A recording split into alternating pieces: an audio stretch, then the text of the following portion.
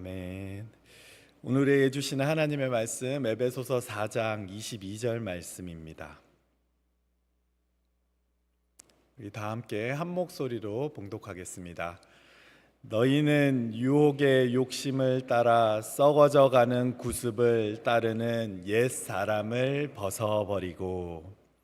다시 한번 함께 봉독해 보겠습니다. 시작.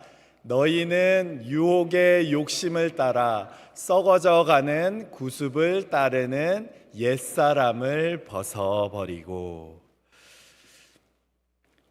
여러분, 주로 어떤 옷을 입고 생활하십니까? 우리가 어떤 옷을 입는가는 우리가 어떤 사람인가를 보여줄 때가 많습니다. 의사는 의사 가운을 주로 입고요, 경찰은 경찰복을 입고 군인은 군복을 입습니다. 마찬가지입니다. 우리가 부르심을 받은 성도라면 그에 합당한 옷을 입어야 합니다. 왜 그래야 합니까? 내가 어떤 옷을 입었는가가 결국 내가 어떤 사람인지 나의 정체성을 드러내기 때문에 그렇습니다. 사도 바울이 오늘 본문에서 에베소 성도들을 향해서 옛사람을 벗어버려라 라고 권면하는 이유도 바로 여기에 있습니다. 그들이 입어야 할 새 사람의 옷이 아니라 그들이 계속해서 자꾸 옛사람의 옷을 입고 살아가고 있기 때문에 그렇습니다. 그러면 그들이 자꾸 돌아가려는 옛사람의 옷, 그들의 이전의 삶은 어떤 삶이었을까요? 여러분, 그들이 입었던 옛사람의 옷이 무엇인지를 알기 위해서는 먼저 당시에 에베소 교회가 어떤 상황이었는지, 에베소라는 도시가 어떤 도시였는지를 먼저 알아보는 것이 중요합니다. 에베소서의 배경이 되는 에베소라는 도시는 당시의 소아시아, 그러니까 지금의 터키의 수도이자 해상과 육상이 겹쳐지는 지리적인 위치를 갖고 있었습니다. 이런 지리적인 위치로 인해서 교통과 상업과 무역의 중심지였고요, 또 항구 도시였기 때문에 특별히 이런 일들이 많이 일어나는 도시였습니다. 이 말은 다시 말하면 이 도시 가운데 경제적인 부요함이, 경제적인 풍요함이 있었다라는 말입니다. 이런 환경은 에베소에 사는 성도들에게, 그리고 그 에베소에 사는 모든 사람들에게 돈과 부유함이 무엇보다 중요한 가치다라는 생각을 갖게 했습니다. 이런 물질주의적인 가치관이 에베소 성도들이 가졌던 옛 사람의 특징 가운데 하나였던 것이죠. 또 에베소라는 도시는 당시 종교의 중심지였습니다. 당시 에베소에는 아주 큰 신전이 하나 있었는데요, 세계 7대 불가사의 중 하나인 아르테미스 신전, 당시 성경에서는 아데미라는 말로 표현을 합니다. 그 있던 곳이 바로 에베소였습니다. 그래서 여러분, 사도행전 19장에 보면 사도 바울이 복음을 전할 때 에베소 사람들과 은장색들이 막 모여갖고 크도다 에베소의 아데미여 막 이런 말들을 하며 소리를 지르면서 사도 바울을 핍박했던 곳이기도 하죠. 여기서 나오는 아르테미스, 아데미는 로마에서는 뭐라고 부르냐 하면 다이애나 여신이라고 부르기도 하는데요, 이 신을 섬기는 데는 한 가지 특징이 있습니다. 매년 3월이나 4월이 되면 각국에 흩어져 있던 수많은 사람들이 에베소에 모여서 아르테미스 여신을 섬깁니다.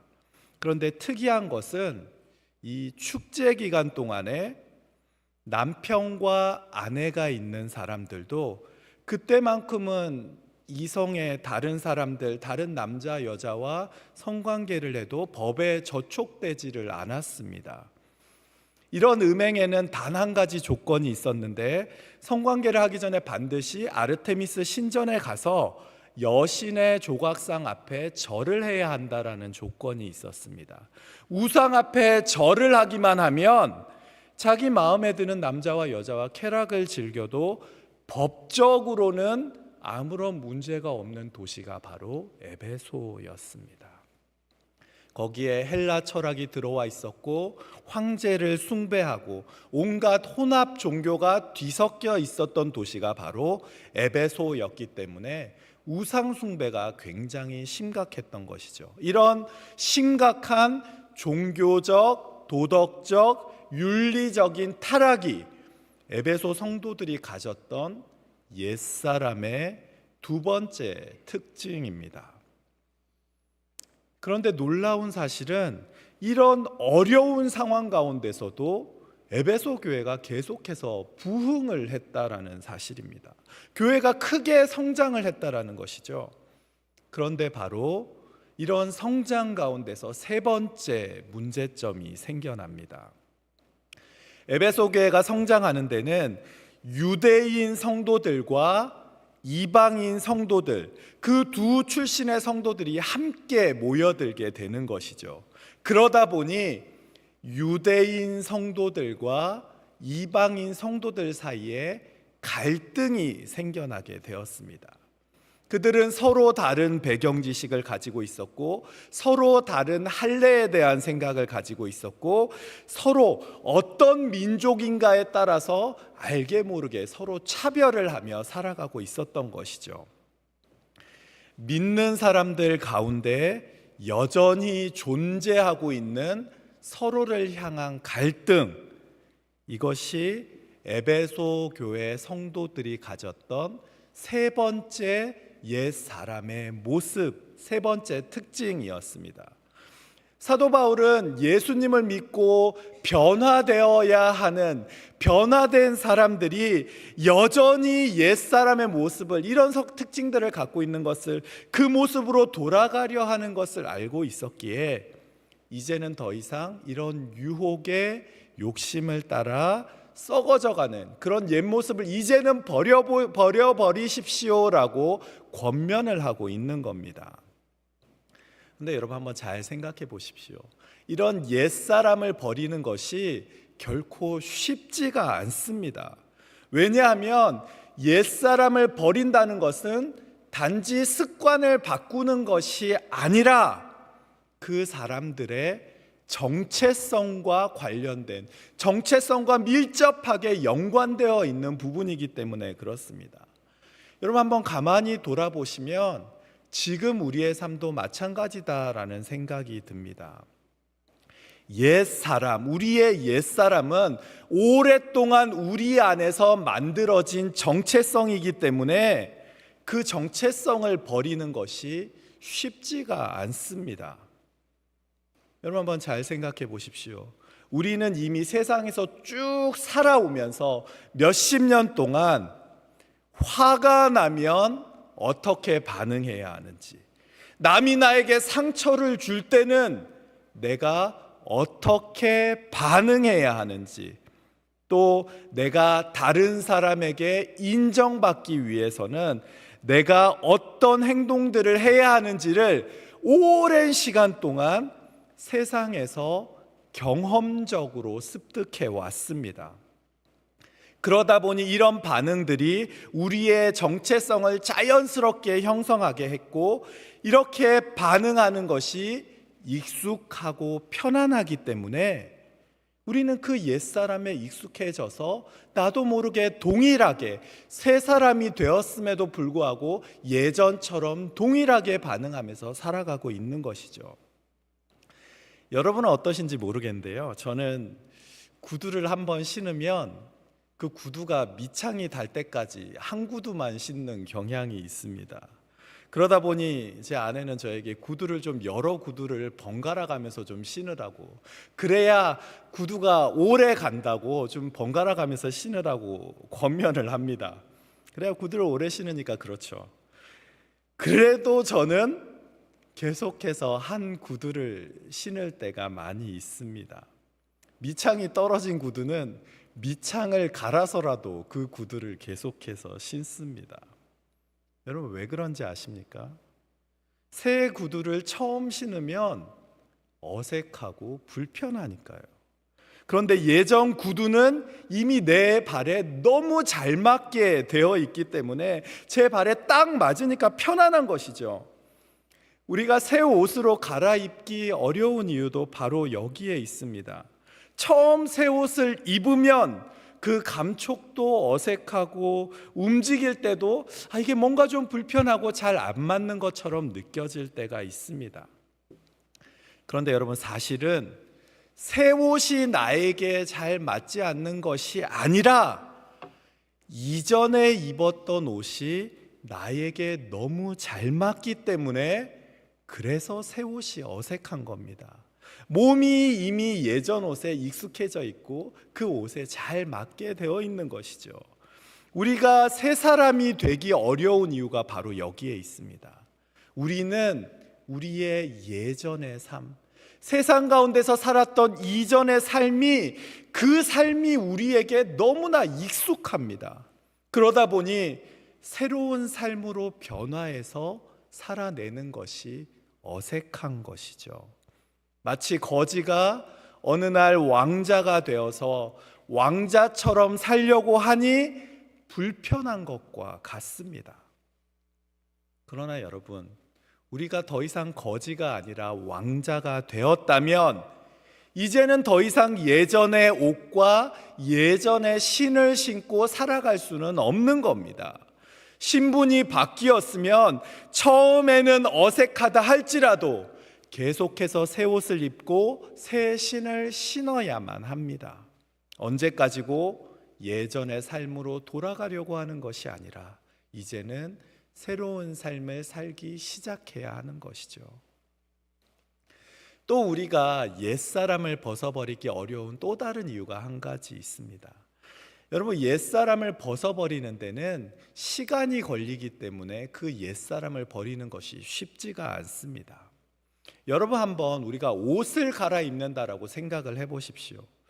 사실 옷을 갈아입는 것은 참 간단한 일입니다. 그런데 간단한 일처럼 보이지만 막상 옷을 갈아입으려고 생각하면 예상보다 시간이 좀 많이 걸릴 때가 있습니다. 하루 종일 입었던 옷은 땀이 배어 있어서 잘 떨어지지 않기도 하고, 운동하면서 입었던 옷은 몸에 착 달라붙어 가지고 벗는 것이 쉽지도 않습니다. 어떤 옷은 벗으려고 하면 단추를 하나하나 풀어야 되기 때문에 예상보다 더 많은 시간이 걸리기도 하죠. 그 시간이 오래 걸리기 때문에 그 시간 동안 변화가 없는 것처럼 보이기 때문에 그냥 변화하기를 멈춰서 버릴 때가 있는 것이죠. 여러분, 마치 물에 열을 가하는 것 같다라는 생각을 하면 좋을 것 같습니다. 여러분, 물에 열을 가하면 어떻습니까?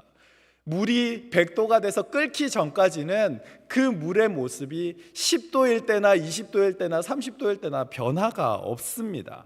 그런데 분명히 그 물의 온도는 계속해서 올라가고 있는 것이죠. 여러분, 옛사람을 벗어버리는 것도 그렇습니다. 여러분, 우리가 한순간에 바뀌지는 않지만 변화는 계속해서 일어나고 있는 겁니다.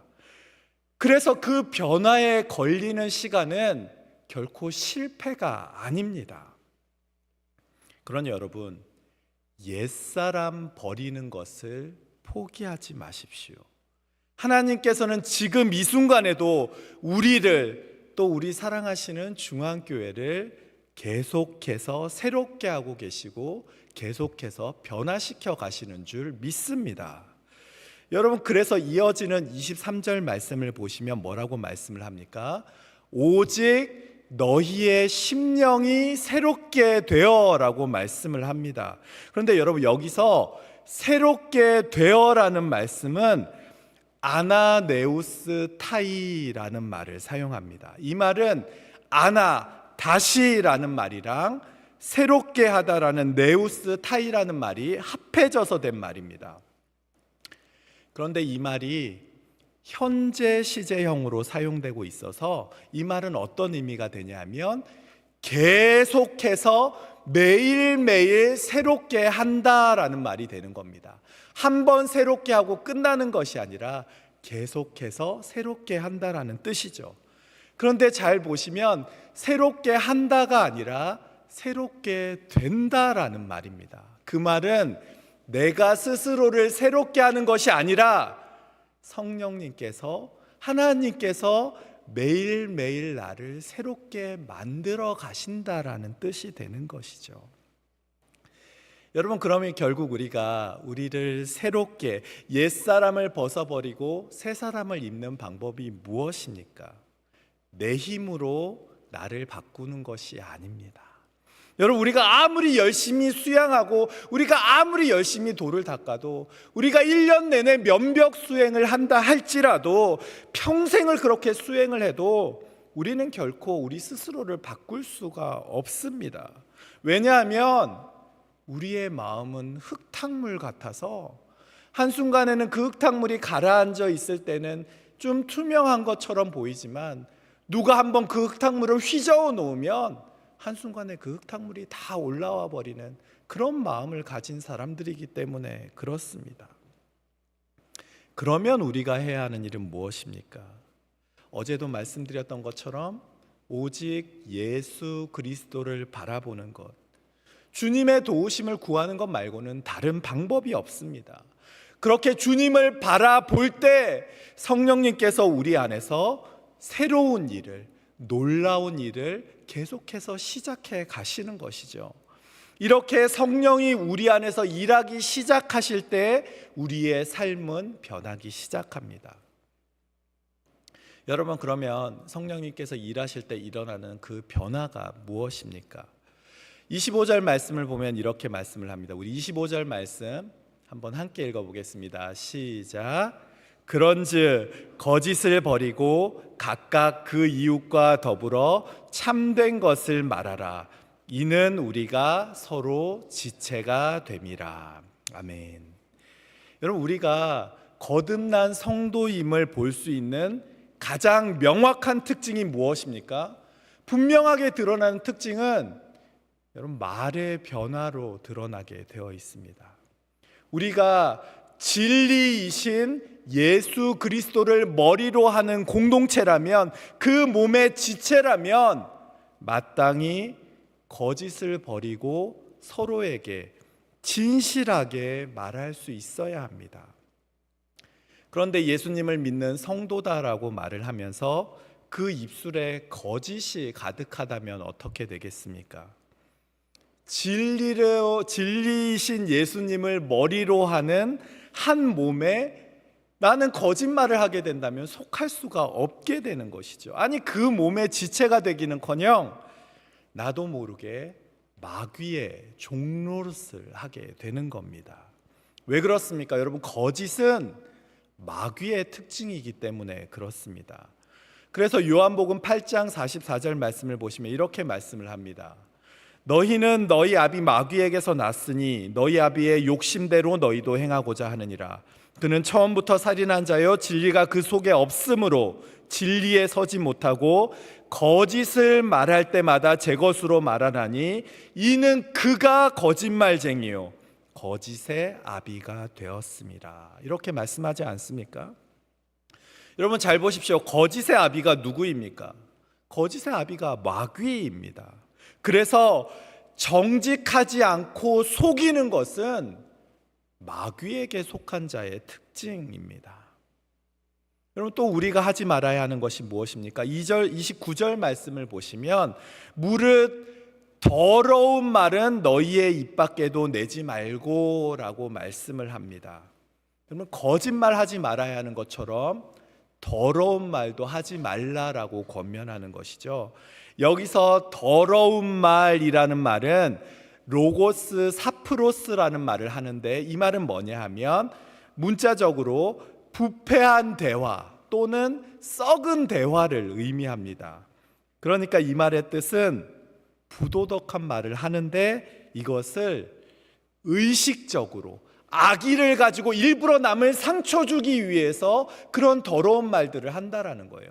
남을 상처받게 하는 말들을 의식적으로 하는 것을 더러운 말이라고 사용하고 있습니다. 또 음란한 말, 비판한 말, 저주하는 말, 원망하고 시기하는 말들이 다 성경에 나오는 더러운 말에 속하는 것이죠.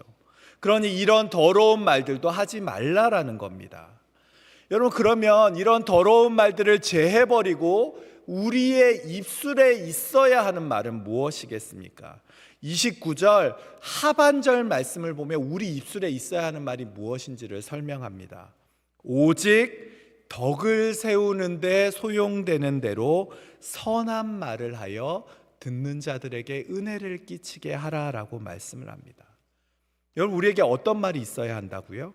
우리의 입술에는 선한 말이 있어야 하는데 그 입술에 있어야 하는 선한 말은 덕을 세우는 선한 말이다 라고 말씀을 합니다. 덕을 세우는 말이 어떤 말일까요? 고린도전서 8장 1절 하반절 말씀을 보시면 이렇게 말씀을 하죠. 지식은 교만하게 하며 사랑은 덕을 세우나니. 여러분, 그러면 어떤 말이 덕을 세우는 말이 되겠습니까? 무조건 칭찬을 하는 말이 아니라 사랑하는 마음을 품고 하는 그 말, 그 말이 덕을 세우는 말이 된다는 것이죠. 여러분, 자녀에게 말을 할 때 한번 잘 생각해 보십시오. 여러분, 자녀가 잘못했을 때도 야, 무조건 너 잘했어 라고 말하지 않습니다. 때로는 그 잘못을 고쳐주기 위해서 엄한 말을 할 때도 있습니다. 그러나 그 말에는 사랑이 담겨 있기에 결국 그들에게 유익한 말이 되는 것 아니겠습니까? 덕을 세우는 말도 그렇습니다. 때로 그 말이 아픔이 될 수도 있지만 사랑하는 마음을 품고 말을 함으로써 그를 살리는 말, 그를 유익하게 하는 말이 바로 선한 말이다라고 말씀하는 겁니다. 여러분, 또 어떤 말이 선한 말입니까? 29절 하반절 말씀을 다시 한번 보십시오. 오직 덕을 세우는 데 소용되는 대로 선한 말을 하여 듣는 자들에게 은혜를 끼치게 하라. 여러분, 듣는 자들에게 은혜를 끼치게 하는 말이 바로 선한 말이다라는 겁니다. 그러면 우리가 어떤 말로 은혜를 끼칠 수 있겠습니까? 여러분, 은혜는 내가 끼치는 것이 아닙니다. 은혜는 하나님께서 주시는 것이죠. 그러니 우리가 해야 하는 말은 하나님의 말씀을 전함으로, 하나님의 말씀으로 넘어진 사람을 일으키고 상처받은 사람 위로하고 복음 증거하는 말들을 하는 것이, 이것이 바로 선한 말, 주님의 몸된 교회를 세우며 지체된 우리가 서로를 향해 해야 하는 말이다라는 것이죠. 물론 우리는 누구나 다 이런 선한 말을 해야 하는 것을 잘 알고 있습니다. 그런데 안타깝게도 막상 우리의 삶을 돌아보면 세상의 여러 가지 상황과 환경에 부딪히다 보면 우리의 입술에서 나오는 말들이 선한 말들이기보다는 더러운 말일 때가 더 많이 있습니다. 그럼 우리가 어떻게 해야 이런 선한 말들을 할 수 있을까요? 여러분, 누가복음 6장 45절 말씀을 보면 이렇게 말씀을 합니다. 선한 사람은 마음에 쌓은 선에서 선을 내고 악한 자는 그 쌓은 악에서 악을 내나니 이는 마음에 가득한 것을 입으로 말함이니라.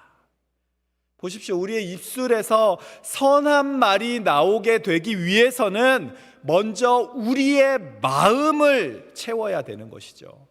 그럼 우리의 마음에 가득해야 하는 마음이 무엇입니까? 우리의 마음을 가득 채워야 하는 마음이 무엇입니까? 여러분, 빌립보서 2장 5절 말씀을 보면 우리가 품어야 할 마음이 무엇인지를 말씀합니다.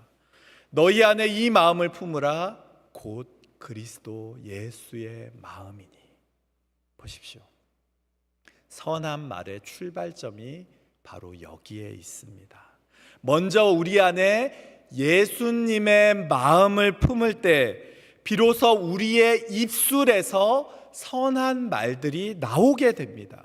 그러니 여러분, 다른 것보다 먼저 예수님의 마음을 품기 위해 애를 쓰십시오. 예수님께서 먼저 낮아지심으로 본을 보여주신 것처럼 우리도 먼저 낮아지기 위해 힘쓰고 그 겸손과 섬김의 마음을 품을 때 비로소 우리의 입술에서도 선한 말들이 나오게 되는 겁니다. 두 번째로 우리 주님의 몸된 지체가 해야 하는 일이, 우리가 새 사람으로 변하면 해야 되는 일이 무엇이라고 말씀을 합니까?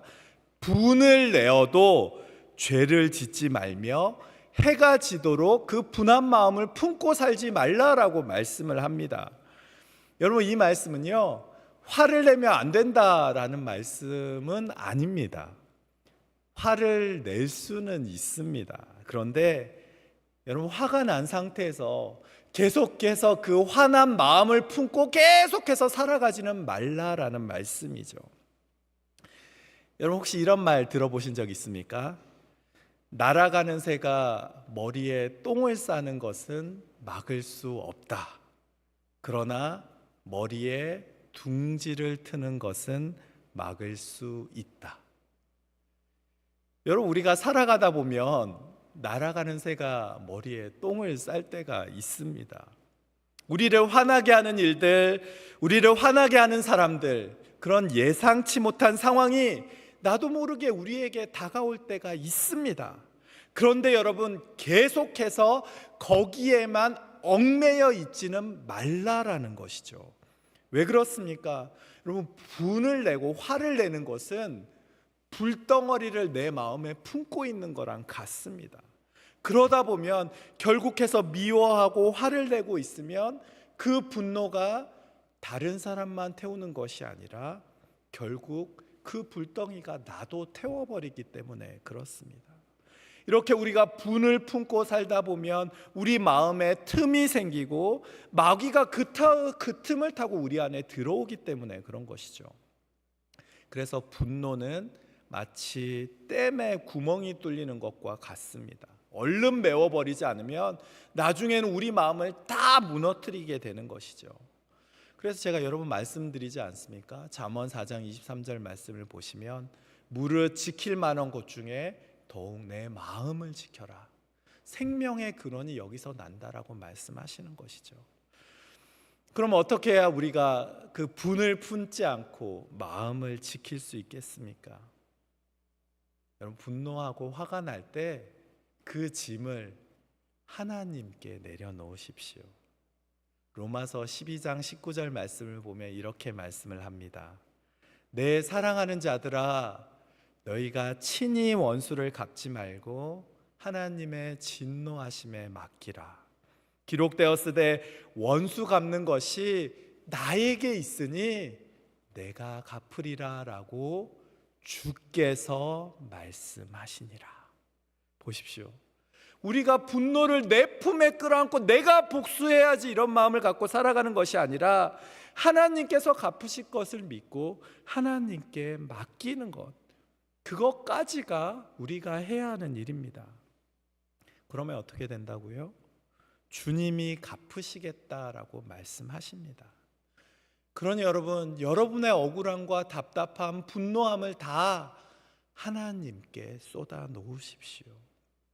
마지막으로 새롭게 된 성도들의 세 번째 특징은 무엇이냐 하면 더 이상 도둑질을 하지 않는다라고 권면을 합니다. 근데 여러분, 도둑질이 무엇입니까? 도둑질이 무조건 남의 것 훔치는 것이 도둑질이 아닙니다. 정당한 노력을 하지 않고 다른 사람의 것을 가지려고 하는 것이 도둑질인 것이죠. 그런데 여러분, 왜 도둑질을 하게 될까요? 도둑질을 하는 이유는 무엇입니까? 사실 도둑질의 근본적인 원인은 게으름에 있습니다. 마땅히 내가 해야 할 일을 하지 않는 것이죠. 이렇게 성실하게 일을 하지 않다 보니 내 몫을 성실하게 일해서 갖는 것이 아니라 다른 사람의 몫을 가지려고 하는 것입니다. 성도는 사기를 치거나 일을 하지 않고 그렇게 돈을 벌려고 하는 것이 아니라 성실하게 일을 하는 마음이 있어야 합니다. 왜냐하면 당시 초대교회 성도들 가운데 이런 사람들이 있었거든요. 일은 하나도 하지 않고 다른 사람에게 것을 그 사람들의 것만 의지하며 가지려고 했던 그런 옛사람의 모습을 가진 사람들이 있었기 때문에 바울은 권면을 통해서 부지런히 성실하게 일을 해야 한다라고, 그래서 다른 사람의 것을 도둑질하지 말아야 한다라고 권면하는 것이죠. 지금도 마찬가지입니다. 성도는 열심히 일을 해야 합니다. 그리고 그 열심히 일해서 얻은 재물을 가지고 나 혼자 잘 먹고 잘 사는 데서 그치는 것이 아니라 선한 일을 하는 데까지 이르러야 한다라는 것이 새로운 옷을 입은 사람의 특징이다라고 바울은 권면을 하는 것이죠. 왜 그렇습니까? 우리가 예수 그리스도를 머리로 하는 몸된 지체, 우리가 한 몸이기 때문에 그런 것이죠.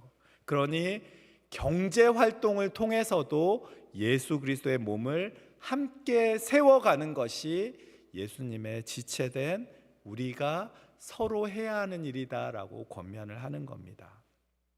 그리고 이렇게 서로를 도와내므로, 지체를 도움으로 서로를 세워가는 것이 마태복음 6장 20절에서 말씀하신 보물을 하늘에 쌓아놓는 것 아니겠습니까? 그러니 여러분, 오늘도 게으르지 마십시오. 오늘도 하나님께서 저와 여러분에게 맡겨주신 일들을 성실하게 감당하십시오. 성실하게 일을 함으로 지체들의 도움이 되어 주십시오. 그래서 이 땅의 보물이 아니라 하늘의 보물을 쌓는 그런 저와 여러분의 삶이 되시기를 주님의 이름으로 축복합니다. 말씀을 마치겠습니다. 여러분, 혹시 지금 바지 위에 바지를 또 입고 계신 분이 계십니까? 여러분, 혹시 운동을 열심히 마친 후에 목욕을 하고 나서 다시 운동할 때 입었던 옷을 다시 꺼내 입으시는 분이 계십니까? 여러분, 다 새로운 옷을 입지 않습니까? 성도의 삶도 마찬가지입니다. 이제는 나에게 익숙한 예전의 삶의 모습들을 벗어버리고 이제는 새로운 삶을 시작하실 때입니다. 여러분, 2026년 한 해를 시작하며 우리의 입술에는 더 이상 거짓의 말, 더러운 말이 아니라 정직하고 선한 말들이 있기를, 우리의 마음에는 분노가 아니라 예수님의 마음이 있기를, 우리의 행실에는 성실하게 하나님께서 맡겨주신 일들을 감당하기를, 그래서 옛사람을 벗어버리고 새 사람을 입는 그런 하나님의 사람들이 다 되시기를 주님의 이름으로 간절히 축복합니다. 기도하겠습니다. 우리 이 시간에는 좀 말씀을 생각하면서 통성으로 기도했으면 좋겠습니다. 우리 각자의 기도 제목들, 우리의 마음과 말과 행실이 거듭난 성도의 말과 행실과 마음이 될 수 있게 해달라고, 또 하나님 앞에서 신실하고 진실한 모습으로 맡겨주신 사명 감당하는 거룩한 하나님의 백성들, 예수 그리스도의 몸된 지체들이 되게 해달라고, 우리 이 시간에는 말씀을 생각하며 잠시 통성으로 함께 합심해서 기도하겠습니다. 사랑과 은혜가 많으신 아버지 하나님, 이 시간 우리의 삶을 돌아보며 잠시 통성으로 기도하기를 원합니다. 아버지 하나님, 우리 안에 벗어버려야 할 옛사람들의 모습이 얼마나 많이 있습니까? 주여, 성령님께서 우리 안에 역사하여 주시고 은혜를 베풀어 주심으로 이제는 더 이상 옛사람의 삶을 살아가는 것이 아니라 아버지 하나님, 변화된 삶, 주님 기뻐하시는 삶을 살아가는 하나님의 사람들 될 수 있도록 주여, 우리 각 사람의 마음 가운데 역사하여 주시고 은혜를 베풀어 주시옵소서. 아버지 하나님, 주님의 도우심을 구합니다. 성령님께서 오늘 우리 가운데 역사하여 주시고 새로운 삶을 살아내게 도와주시며 우리의 입술에는 하나님이 기뻐하시는 선한 말들이 가득하게 도와주시고 우리 마음에는 예수 그리스도의 마음을 품게 도와주시며 우리의 손길에는 신실하고 진실한 하나님의 사람들다운 삶이 살아갈 수 있도록 오늘 우리의 삶 가운데 역사하여 주시고 은혜를 베풀어 주시옵소서. 아버지 하나님, 함께하여 주시고 동행해 주시고 도와주시옵소서. 주님, 사랑과 은혜가 충만하신 하나님 아버지, 오늘도 저희를 불러주시고 이렇게 주님 앞에 나와 예배하게 하시니 감사합니다. 오늘도 주신 말씀을 기억하며 하나님의 말씀에 따라 생명의 길로 걸어가는 주의 백성들 다 되게 도와주시옵소서. 우리가 이전에 익숙했던 구습을 벗어버리고 이제는 주님을 바라보며 주님 안에서 마음과 생각이 변하여 새 사람으로 살아가게 도와주시며 세상의 유혹에 빠지는 것이 아니라 하나님 나라의 소망을 품고 오늘 하루도 승리하는 성도들 다 되게 도와주시옵소서. 주님, 오늘도 애통해하는 마음으로 주님 앞에 기도의 제목들을 가지고 나온 성도들이 있습니다. 주님, 그 모든 기도와 간구를 기억하여 주시고 그 애통하는 마음을 주님께서 친히 위로하여 주시며 그 마음 가운데 하나님이 주시는 평안함으로 채워주셔서 그 문제와 아픔들 가운데서 낙심하고 좌절하는 것이 아니라 광야의 새 길을, 사막의 강을 흐르게 하시는 전능하신 아버지 하나님을 믿고 의지하며 담대하게 일어나 살아갈 수 있도록 주여 새 힘을 더하여 주시옵소서. 오직 주님 홀로 영광 받으실 줄 믿고 범사에 감사드리며 살아계신 예수님의 이름으로 기도합니다. 아멘. 이제는 우리 주 예수 그리스도의 은혜와 하나님 아버지의 사랑과 성령님의 인도하심과 교통하심이 옛사람을 벗어버리고 새 사람을 살기로 다짐하는 사랑하는 모든 주의 권속들 위에, 그 가정들과 우리 주님께서 너무나 사랑하시는 우리 중앙교회 위에 이제로부터 영원까지 함께 하시기를 간절히 축원하옵나이다. 아멘.